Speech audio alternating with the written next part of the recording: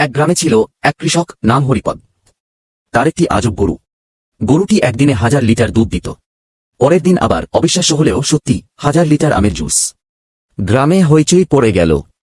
কেউ বিশ্বাস করল, কেউ করল না। কিন্তু যখন নিজের চোখে দেখলেন গরু দুধ দিচ্ছে, পরদিন আমের জুস, তখন আর দেরি করলেন না। বেশ কিছু টাকা দিয়ে গরুটি কিনে নিলেন। গরু এবার দাদির ঘরে এলো। দাদি খুশিতে আত্মহারা। ভাবলেন, এই গরুকে যদি একটু শক্তিশালী ওষুধ খাওয়াই, তাহলে তো দিনে দুধ আর জুস মিলিয়ে 2000 লিটার পাব।